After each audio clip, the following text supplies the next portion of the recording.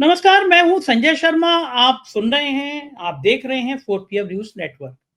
एक संत हैं, स्वामी रामभद्राचार्य। मुझे उनको संत कहने में बहुत आपत्ति है, मतलब कम से कम जो माने उन्हें माने, मैं नहीं मानता। अंधे हैं और बहुत मानसिक विकृत व्यक्ति मुझे लगते हैं वो। जाति सूचक शब्दों की वो बौछार करते हैं, समुदाय विशेष के लिए आपत्तिजनक बात करते हैं और मैं कभी समझ नहीं पाया कि संत होने का मतलब क्या है। मेरी दृष्टि से संत वो है जिसके अंदर हिंसा ना हो, जिसके अंदर ईर्ष्या ना हो। वो हर प्राणी को अपना समझे, चाहे वो किसी धर्म का हो, किसी जाति का हो। लेकिन रामभद्राचार्य जी बहुत अनर्गल टिप्पणी करते रहते हैं, हिंसक टिप्पणी करते रहते हैं। मैं उनको संत नहीं मानता। उन्होंने मोहन भागवत के बयान को लेकर टिप्पणी करी, कई संत समाज ने की है कि मोहन भागवत ने अब तो मंदिर बन गया, उनकी राजनीति खत्म हो गई, बाकी मंदिर पे रोक रहे हैं। अभय दुबे से बातचीत करते हुए पूछा मैंने कि क्या ये मिला-जुला खेल है? अखिलेश यादव ने कहा कि अगर मोहन भागवत ये मानते हैं तो योगी आदित्यनाथ को मना कर दें। ये जिले-जिले में ये खुदाई-वुदाई का अभियान जो चल रहा है, माहौल खराब करने की जो कोशिशें चल रही हैं, चल तो उन्हीं के इशारे पर रही है। संघ तो आत्मा है भारतीय जनता पार्टी की।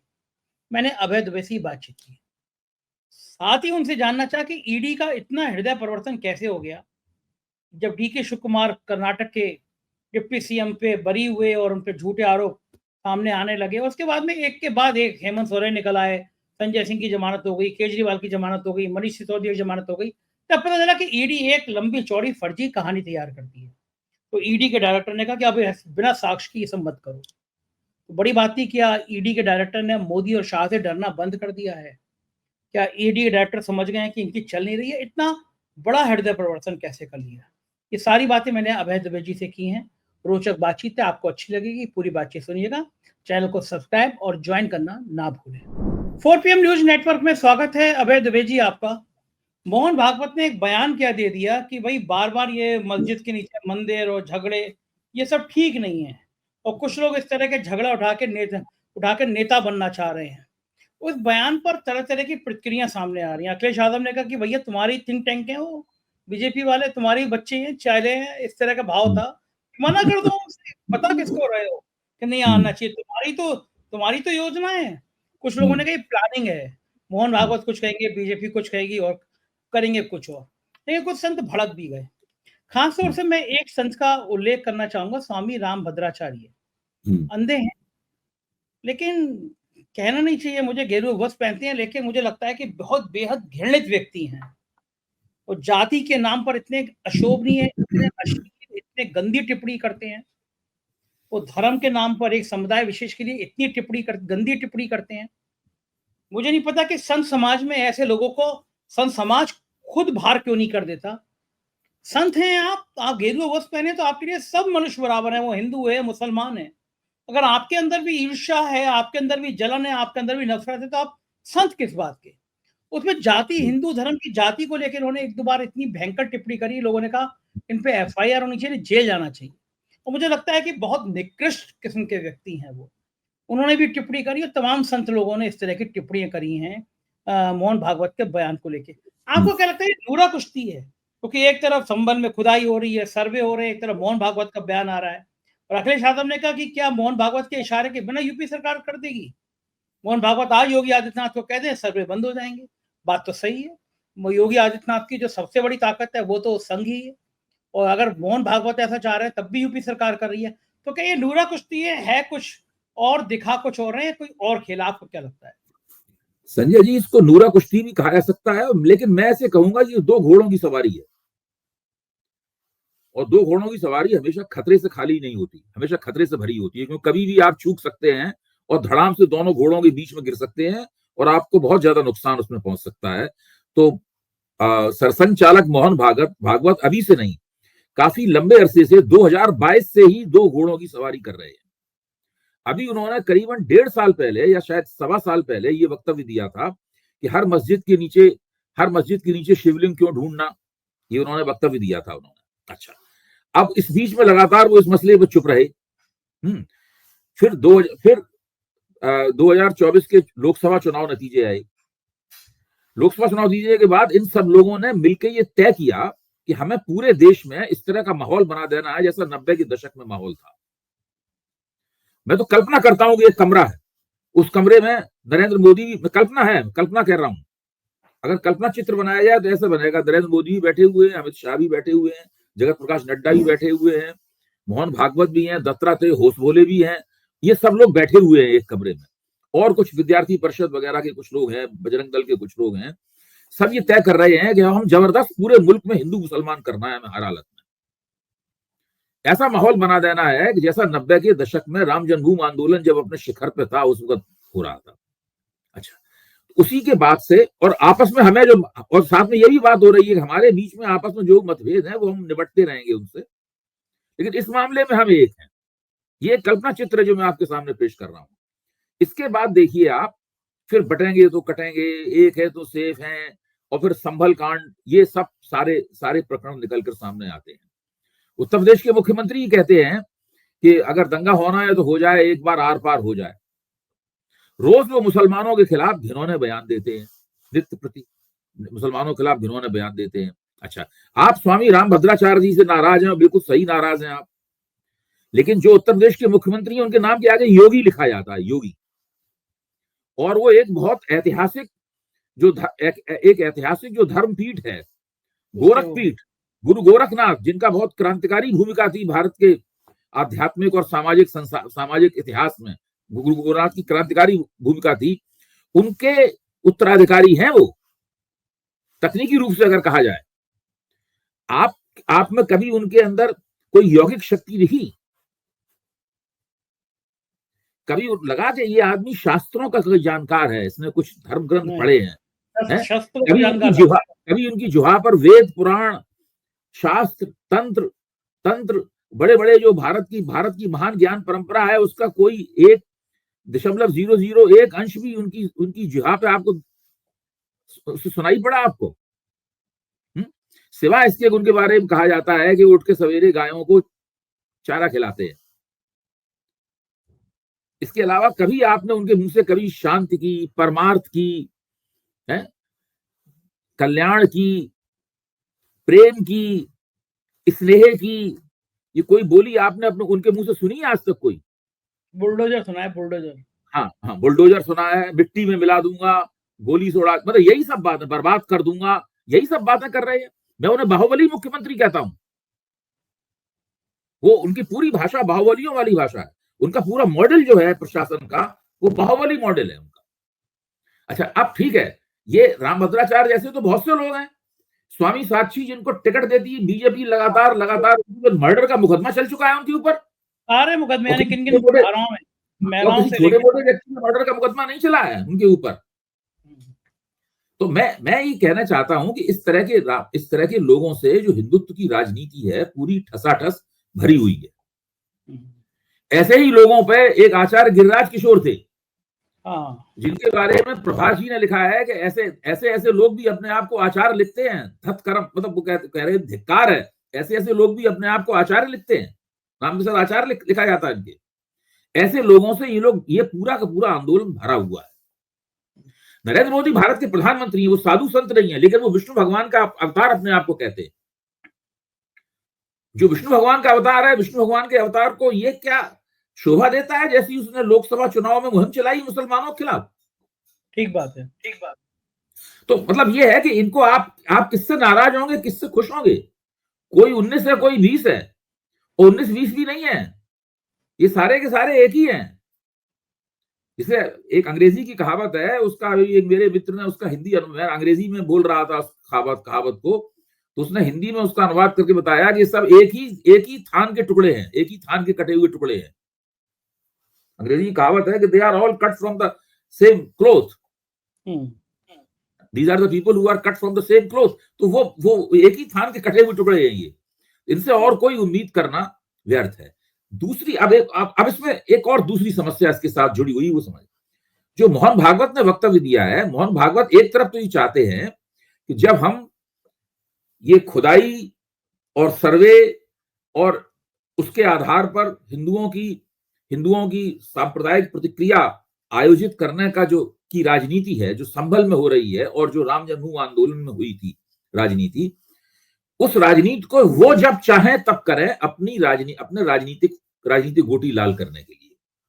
अब उनको पश्चिमी उत्तर प्रदेश का सांप्रदायिकीकरण करना है, क्योंकि उन्हें लग रहा है कि 2027 के विधानसभा चुनाव में अगर बीजेपी हारी तो पश्चिमी उत्तर प्रदेश से ही हारती हुई चली जाएगी पूरे उत्तर प्रदेश में। सबसे पहले वोट पश्चिमी उत्तर प्रदेश में पड़ता है, वहीं से पराजय का सिलसिला शुरू हो जाएगा। और पश्चिमी उत्तर प्रदेश में जो बड़ी मजबूत जातियां हैं जो इनके फेवर में, इनके पक्ष में हुआ करती थी, जिन्होंने 14 में जिताया, जिन्होंने 17 में जिताया, जिन्होंने 19 में जिताया, वो अगर खुल के पूरी तरीके से खिलाफ नहीं है तो पक्ष में भी नहीं है। मतलब उनके समर्थन के ऊपर पूरी तरह इन लोगों को संदेह है। यह स्थिति है। तो इन्हें पश्चिमी उत्तर प्रदेश का सांप्रदायिकीकरण करना इनकी निकट दूरगामी भविष्य की राजनीति के लिए बहुत आवश्यक है। संभल में वो प्रयोग चल रहा है और उस प्रयोग में सब जगह खुदाई हो रही है। अगर सुप्रीम कोर्ट ने सर्वे में रोक लगा दी तो खुदाई की तो रोक नहीं लगाई, वहां बावड़ी खुद रही है, मस्जिद का चबूतरा नगरपालिका खो दिया, नगरपालिका ने मोर्चा संभाल लिया है, नगरपालिका सब जगह खुदाई करवा रही है, एक बावड़ी खुद रही है, एक कुएं में घुस के उसमें से मूर्तियां निकाली जा रही हैं। आप हिंदुस्तान के किसी भी कुएं में घुसिए, वहां पे 1-2 मूर्तियां मिल जाएंगी। लोग पानी आसपास न होने की वजह से कुएं में ही मूर्तियां सिरा देते हैं। मैं एक ऊपर रखूंगा भैया जी, 2 उदाहरण दूंगा। मैं जहाँ रहता हूँ मेरे घर पे बिल्कुल पीछे गोमती नदी बहती है, एकदम पीछे बहती है, आपने देखा ही है। उस गोमती नदी में हर साल जहां पूरे इलाके की जब मूर्ति पूजा होती है तो मूर्तियां डाल दी जाती है। कल को नदी में कोई मूर्ति गली नहीं, फिर खुदाई हो 100, 200, 500 साल बाद तो नदी के नीचे से मूर्ति निकल आएंगे, फिर पता चला यहाँ मंदिर था। एक भारतीय जनता पार्टी के बहुत बड़े नेता केंद्रीय मंत्री रहे हैं, वो मेरे साथ गाड़ी में थे, मैं गाड़ी चला रहा था, मेरे बराबर में बैठे हुए थे। तो मायावती जी की मूर्ति लगी है यहाँ पे, सामने से निकले हम दोनों जने, हम वही थे, उनके घर गाड़ी में थे, मुझसे बात कर रहे थे। उन्होंने मुझसे कहा कि संजय, कुछ सालों बाद मायावती को लोग भगवान मानेंगे। मैं कहा ये अद्भुत है, इतना हृदय परिवर्तन आपके मन में कैसे आ गया, भाजपा के इतने बड़े नेता मन में कैसे आ गया? बोले नहीं, वैसे नहीं आया है, मैं ये कह रहा था मूर्ति की वजह से बड़ो भगवान मानेंगे। मैंने कहा कैसे? मैं बड़ा एक्चुअली वो ये क्या क्यों रहे हैं? तो मान लो आज ये सब जितनी जगह दिख रही है ये धस गई, शहर धसते ही नए शहर तो नीचे से निकलेगी मूर्ति। 500 साल बाद जब खुदाई होगी तो लोग कहेंगे कि देखो उस जमाने की देवी जो होती थी वो पर्स लेके चलती थी, मायावती को भगवान माने कि देखो ये खुदाई हुई, पर्स लेके देवी जी निकल आई। तो जो आपने बहुत दिलचस्प है। तो मैं कह रहा, बात आपकी बहुत अच्छी है ये, और मैं इसको आगे कहीं कोट भी करूंगा आपकी इस बात को। है तो मैं कहना ये चाहता हूं कि एक तरफ तो मोहन भागवत ये चाहते हैं कि उनकी अपनी पार्टी, उनकी अपनी सरकार अपना राजनीतिक स्वार्थ सिद्ध करने के लिए ऐसे तमाम काम करती रहे जो कि संभल में हो रहे हैं। दूसरी तरफ वो ये चाहते हैं कि संघ के दायरे का बाहर कोई व्यक्ति ये काम न करने पाए। यानी हिंदुत्व की राजनीति पर इजारेदारी, हिंदुत्व की राजनीति की जो 100% ठेकेदारी है वो राष्ट्रीय स्वयंसेवक संघ के हाथ में रहे। समस्या ये है कि जैसे किसी जमाने में जब नेहरू डिस्कोर्स पे नेहरू की छाप हुआ करती थी और कांग्रेस की हुकूमत हुआ करती थी तो हर व्यक्ति समाजवादी होता था, हर व्यक्ति सेकुलर होता था। आज क्या है, हर व्यक्ति जो है वो सांप्रदायिक है, हर व्यक्ति हिंदुत्ववादी है, हर व्यक्ति मुसलमान विरोधी है। हर व्यक्ति से मेरा मतलब मैं मुहावरे में कह रहा हूं, मतलब मैं मुहावरे में कह रहा हूं, माहौल इस तरह का, ये स्थिति है। तो इसमें नए जो हिंदू तमाम नेता हैं, नए संगठन हैं, वो सब भी अपनी गोटी लाल करना चाहते हैं। हिंदुत्व के शेर की सवारी सब लोग करना चाहते हैं। अब उनको कैसे रोका जाए? ये सब लोग राष्ट्रीय स्वयंसेवक संघ के स्वयंसेवक नहीं है, ये शाखाओं में नहीं जाते, ये ध्वज प्रणाम नहीं करते, ये गुरु दक्षिणा नहीं देते ध्वज के पास जाकर साल में एक बार, ये प्रचारक का और स्थानीय स्तर कार्यवाह का निर्देश नहीं मानते, ये विजयदशमी पे जमा नहीं होते, ये भारतीय जनता पार्टी की रैलियों में नहीं जाते ये लोग। लेकिन इनमें से बहुत से लोग मोदी समर्थक हो सकते हैं, क्योंकि मोदी की अपील जो है वो राष्ट्रीय स्वयंसेवक संघ से बाहर की है, मोदी समर्थक हो सकते हैं इनमें से बहुत से। तो उन लोगों को कैसे रोका जाए, कैसे अनुशासित किया जाए? तो हिंदुत्व की राजनीति को अनुशासित कैसे किया जाए, ये एक बहुत बड़ी समस्या है, क्योंकि ये अगर उनके हाथ से निकल गई तो कार सेवकों की एक ऐसी पीढ़ी पैदा हो जाएगी जो कि संघ के नियंत्रण में नहीं होगी, वो किसी जगह चढ़ दौड़ेगी। ठीक बात है। मान लो वो जामा मस्जिद में घुस गई, दिल्ली जामा मस्जिद में उत्पात करने लगी, हालांकि मतलब पीट पाट के निकाल लिए आएंगे, लेकिन उससे बदनामी बहुत होगी ना। मान लो इंटरनेशनल। अजमेर की दरगाह पे उसने हमला कर दिया, वहां भी बड़ी पिटाई होगी, लेकिन फिर भी उससे क्या होगा खुल। अच्छा, दूसरी बात ये है, इन्हें ये भी डर है जब ये कार सेवक अजमेर की दरगाह पर चढ़ जाएंगे, जब दिल्ली की जामा मस्जिद पर चढ़ेंगे या कुतुब मीनार पर अटैक करेंगे, तो मोदी जी की पुलिस को ही उसकी पिटाई करनी पड़ेगी। हाँ, क्योंकि राम जन्मभूमि चल रही थी तो कांग्रेस का शासन होता था, समाजवादी पार्टी का शासन होता था, मुलायम सिंह का शासन होता था, दूसरों इन लोगों के भाजपा के शासन नहीं होते थे ना, तो वहां ये सुविधा थी उन लोगों को हंगामा करने की, अराजकता फैलाने की, संविधान का विरोध करने की, है। तो ये सब था। तो इस सब चक्कर से बचने के लिए ये वो दुतरफी चाल चल रहे हैं। ये पूरी की पूरी तरह दुतरफी चाल है और सब लोग जानते हैं कि दुतरफी चाल है, इसलिए कोई इसके प्रति, किसी के मन में इसके प्रति सम्मान नहीं है। अभी शंकराचार्य स्वामी जगतगुरु स्वामी अविमुक्तेश्वरानंद ने कहा है कि जब राम मंदिर चाहिए, जब सरकार सत्ता चाहिए थी, तब तो ये मंदिर मंदिर किया करते थे। अब ये कह रहे हैं सब जगह मंदिर मत ढूंढो, ये सुविधा के अनुसार बयान दे रहे हैं मोहन भागवत। अच्छा, दूसरे, अब मोहन भागवत और राष्ट्रीय स्वयंसेवक ने एक राजनीतिक रूप ग्रहण कर लिया है प्रकट। पहले भी राजनीतिक था, पहले पृष्ठभूमि में रहकर राजनीति करते थे, लेकिन अब अग्रभूमि में आके आगे राजनीति कर रहे हैं। तो राजनीतिक रूप जो उन्होंने ग्रहण कर लिया है, उसमें जगह जगह जो बीजेपी चुनाव जीतती है तो आगे बढ़कर श्रेय ले रहे हैं उसको। तब फिर राजनीति में बीजेपी को जो नुकसान पहुंचेगा, उस नुकसान को रोकने के लिए भी तो इनको कुछ करना पड़ेगा इन्हें। ठीक बात है, बिल्कुल सही बात है। ये सब चीजें उसकी पेशबंदी है, इसके अलावा नहीं है। इसीलिए इनके इस वक्तव्य से संघ के पक्के स्वयंसेवकों, जो इनके एक एक बात को ध्यान से सुनते हैं और कहते हैं यही सबसे बड़ा जीवन दर्शन है, ये सबसे बड़ा राजनीतिक दर्शन है, ये श्रेय देते हैं इनको, बाकी इन बात से कोई प्रभावित नहीं। बिल्कुल ठीक कह रहे हैं। इस खबर के बाद दूसरी खबर की तरफ रुख करते हैं। ईडी का हृदय परिवर्तन हो गया है। ईडी को लग रहा है कि बड़ी फजीयत हो रही है पूरे देश में। जितने मामले दर्ज करते हैं 3-4% भी उसमें सजा हो पाती है, बाकी सब मुकदमे छूट जाते हैं। लेकिन ईडी के चीफ ने एक नया फैसला लिया है। उस नए फैसले ने, मैं बड़ा हैरान हूं कि जो फैसला लिया है, क्या वो मोदी जो शाह से पूछ के लिया होगा या बिना पूछे लिया? ईडी अपनी बदनामी नहीं कराना चाहती क्या? ईडी स्वतंत्र होना चाहती है? ईडी जो फैसला कर रही है कि भैया हम केवल आपको प्राथमिक आधार पे कोई साक्ष्य नहीं है और हमने मुकदमा कर दिया, हमें सबसे बचना चाहिए। आपको क्या लगता है ईडी का ये हृदय परिवर्तन क्यों हुआ? देखिए, ये सब हृदय परिवर्तन नहीं है। ये है क्या कि चूंकि ईडी का लगातार राजनीतिक इस्तेमाल किया मोदी सरकार ने, तो राजनीतिक इस्तेमाल करने के लिए आप किसी भी राजनेता को आपको जेल में डालना है, और किसी भी दफा में जेल में डालेंगे तो उसको जमानत मिल जाएगी। कोई फायदा नहीं है जेल में डालने की। जमानत मान लो 1 हफ्ते भी नहीं मिली तो 15 दिन में मिल जाएगी, वरना महीने भर में मिल जाएगी जमानत। उनको जेल में डालना है 6 महीने के लिए, साल भर के लिए, 2 साल के लिए जेल में डालना है, और उस बीच में उसके खिलाफ प्रचार करना है कि ये भ्रष्ट है, उसकी छवि गिरानी है, और उसके जरिए पूरे विपक्ष को भ्रष्ट ठहराना है। ये पूरी की पूरी एक योजना थी।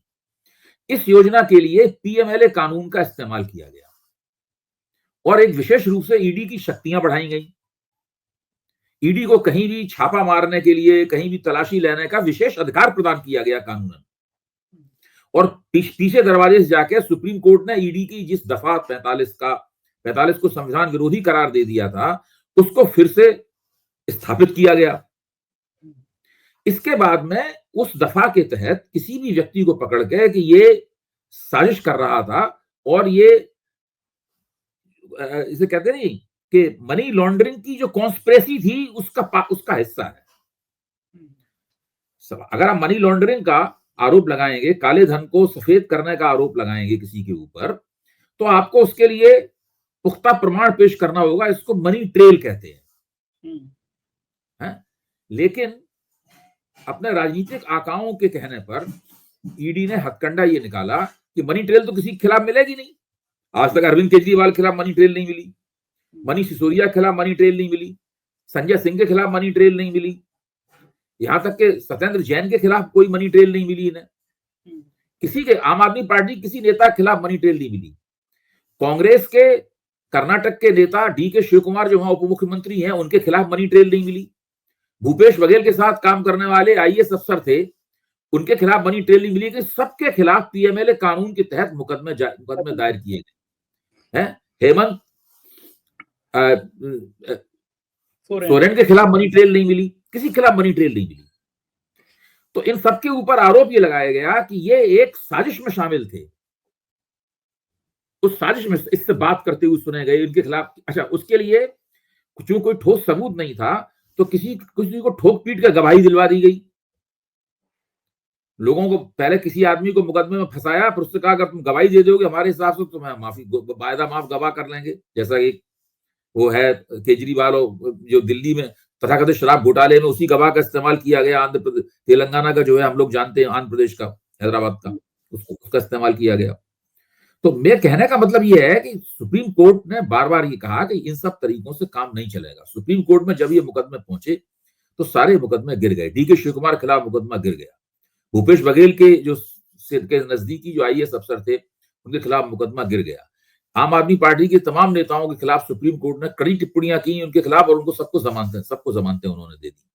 वो सब लोग अब राजनीति में भाग ले रहे। अब हालत यह है कि अब ईडी और उपराज्यपाल की मदद से भारतीय जनता पार्टी दिल्ली में अफवाहें उड़ा रही है। अफवाह उड़ा रही है कि उपराज्यपाल ने फिर से अरविंद केजरीवाल के खिलाफ मुकदमा चलाने का ईडी को निर्देश दे दिया है। लेकिन जब आम आदमी पार्टी ने पूछा जो उन्होंने अनुमति दी है उसका लेटर दिखाओ हमें, तो बीजेपी वाले चुप हो गए। हर अखबार में डबल कॉलम खबर छप गई सब जगह, अखबार में खबर छप गई सब जगह। तब मनीष सिसोदिया ने बयान दिया कि ये तो सिर्फ अफवाह उड़ा रहे हैं। तो अभी भी उसी हथकंडे का इस्तेमाल कर रहे हैं। तो लगातार ईडी की बदनामी हो रही है बहुत बुरी तरीके से। उस बदनामी से बचने के लिए उनके डायरेक्टर राहुल नवीन ने अपने स्टाफ को निर्देश दिए हैं कि जब तक आपके पास ऐसे सबूत ना हो जो कोर्ट में टिक सकें, केवल कॉन्स्पिरेसी के आधार पर आप पीएमएलए कानून में किसी की गिरफ्तारी ना करें, वो आरोप किसी के ऊपर न लगाएं। ये बहुत महत्वपूर्ण बात है। इससे सीधे ये लगता है कि अभी तक तथाकथित विपक्ष के भ्रष्टाचार के खिलाफ भारतीय जनता पार्टी पिछले 1.5-2 साल से प्रयोग कर रही थी, और जो लोकसभा चुनाव में मुंह के बल गिर पड़ा प्रयोग, और हेमंत सोरेन की जीत के बाद वो प्रयोग और भी ज्यादा मुंह के बल गिरा। हेमंत सोरेन को आपने भ्रष्टाचार में आरोपित किया था, वो आदमी दबा के जीता और इस वक्त मुख्यमंत्री है। अभी दिल्ली में भी यही होने वाला है कमोवेश। तो ऐसी हालत में इन सब लोगों की बड़ी बदनामी होगी, बहुत नाक कटेगी। उसको बचने के लिए ये किया गया।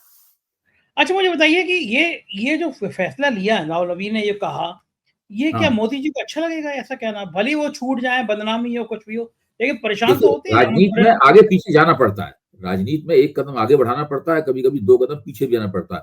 अब आप देखिए ना, संसद में कानून पारित होने वाली प्रक्रिया को देखिए। पिछली बार जो पहले 6 महीने में सत्र चले थे संसद के, उसमें 15 कानून पास हो गए थे। इस बार 1 ही पास हो पाया। 15 और 1 का प्रतिशत है। क्यों? विपक्ष बहुत मजबूत है। अब आपको हर कानून जो है संसद की किसी संसदीय कमेटी को भेजना पड़ता है विचार के लिए। पहले तो किसी से कुछ पूछने की जरूरत ही नहीं होती थी। ज्यादा विपक्षी लोगों ने हंगामा किया, बाहर निकाल दो, कानून पास करा दो अपना। वो तो इस तरीके से हो रहा था सारा का सारा। तो अब वो तो बहुत फर्क पड़ गया है ना, हर चीज में बहुत फर्क पड़ गया। देखो, ठीक कह रहे हैं। ऊपर से आप कोई डींग मारते रहे, लेकिन वास्तविक काम करने का तरीका तो आपको बदलना ही पड़ेगा। एक और सेंसिटिव मामला है, वो है चुनाव आयोग का। चुनाव आयोग अलग अलग निर्देश जारी कर दे रहा है कि साहब आपको इसको किसी की कोई वीडियोग्राफी नहीं दी जाएगी, कोई दस्तावेज नहीं दिया जाएगा। महमूद प्राचा ने, जो जाने माने एडवोकेट हैं, उन्होंने हाई कोर्ट में रिट की थी। तो बिल्कुल चुनाव आयोग ने तो कसम खा रखी, जब तक जनता सड़क पे आकर इनके दिमाग ठीक नहीं करेगी तब तक ये कुछ भी करते रहेंगे इस देश में। क्या यही इसी बात का इंतजार कर रहे हैं चुनाव आयोग? देखिए, ये जो अभी एक सरकार ने जो कानून बदले हैं, जिसके अंदर कोई भी जो डिजिटल इंफॉर्मेशन थी, जो डिजिटली इंफॉर्मेशन मौजूद है चुनाव की प्रक्रिया के बारे में, उसको कोई भी व्यक्ति देख सकता था। उसके ऊपर कानून बदल के उसके ऊपर रोक लगा दी है केंद्र सरकार ने। अब उसको देखने के लिए पहले तो कोर्ट जाना पड़ेगा, कोर्ट का आदेश लाना पड़ेगा, तब वो उस चीज को देख पाएगा। वरना कोई भी कभी भी देख सकता था, जानकारी हासिल कर सकता था। एक तरह से वो लोगों को सूचित होने के अधिकार का हिस्सा था। अब उस हिस्से से उसको बाहर निकाल लिया गया है। अच्छा, कांग्रेस ने यह आरोप लगाया है कि, और सरकार से जब पूछा गया भाई आपने ऐसा क्यों किया, किस तोफैल में किया, कि वो तो चुनाव आयोग ने सिफारिश की थी। अच्छा, अब सवाल उठता है चुनाव आयोग ने क्यों सिफारिश की थी? चुनाव आयोग ने किससे पूछ के सिफारिश की थी? चुनाव आयोग ये महत्वपूर्ण कदम, ये दूरगामी प्रभावों वाला कदम, दूरगामी नतीजों वाला ये कदम कैसे चुनाव आयोग के दिमाग में आया कि हमें इस सरकार को हम सलाह दें? क्या चुनाव आयोग ने राजनीतिक दलों से कोई बातचीत की? भाई चुनाव प्रक्रिया में कौन भाग लेता है? राजनीतिक दल भाग लेते हैं ना। किसके पक्ष और विपक्ष में चुनाव आयोग फैसला सुनाता है? राजनीतिक दलों के पक्ष में चुनाव फैसला। क्या भारत में बहुदलीय लोकतंत्र है और वो किसी भी अन्य लोकतांत्रिक देश के मुकाबले हमारे यहाँ पार्टियों की संख्या ज्यादा है। हमारे यहाँ काफी पार्टियां हैं। ब्रिटेन में और अमेरिका में देखिए 2-3 पार्टियों से ही उनका लोकतंत्र मुद्दतों से चल रहा है और आगे भी चलता रहेगा। भारत में ऐसा नहीं है। नई पार्टियां बनती रहती हैं, पुरानी पार्टियां समाप्त नहीं होती हैं, पार्टियों की संख्या बढ़ती ही रहती है, निर्दलियों की संख्या बहुत होती है भारत में चुनाव में। तो ऐसी स्थिति में एक बहुदलीय लोकतंत्र के लिए आवश्यक यह है कि लगातार आप दलों के साथ बातचीत करते रहें, उनके सुझाव लेते रहें, उससे पूछते रहें और उसके आधार पर आप निर्णय लें। बड़े बड़े दल हैं। आम आदमी पार्टी एक ऐसा दल है, इसकी 2 राज्यों में सरकार है। कांग्रेस की कई राज्यों में सरकार है। एक राज्यों में सरकार वाले तो और भी बहुत से दल हैं। यहाँ तक कि ये सरकारी बहुदलीय सरकार है। केंद्र सरकार एक पार्टी की सरकार नहीं है। केंद्र सरकार ही बहुदलीय सरकार है। कई दल उसके अंदर शामिल है, तब बहुमत वहां पर बन रहा है। भाजपा का अकेले बहुमत नहीं है। ऐसी हालत में चुनाव आयोग ऐसी मनमानी क्यों कर रहा है कि बिना दलों से बातचीत किए हुए इतने महत्वपूर्ण फैसले ले रहा है और सरकार को सिफारिश दे रहा है कि आप ऐसा कर दीजिए, कानून बदल दीजिए इसके जरिए। तो कांग्रेस ने ये आरोप लगाया है जो कि जायज आरोप है। तो ये कांग्रेस ने ये भी कहा है कि चुनाव आयोग की साख लगातार गिर भी रही है। सही बात। हाँ, क्योंकि जो पार्टियां हैं, जो दल हैं, वो सोचते हैं कि ये तो हमारे हितों का रक्षक नहीं है, ये हमें लेवल प्लेइंग फील्ड मुहैया नहीं करा रहा है संगठन ये। ठीक, बिल्कुल ठीक कह रहे हैं। और ये आम आदमी के मन में बहुत निराशा भी पैदा हो रही है। बहुत शुक्रिया अभय जी, इतनी बातचीत की आपने, विस्तार से समय दिया। तो ये थे अभय दुबे जी, और मुझे यकीन है ये बातचीत आपको पसंद आई होगी। आपके प्यार भरे कमेंट का मुझे इंतजार रहेगा। Thank you.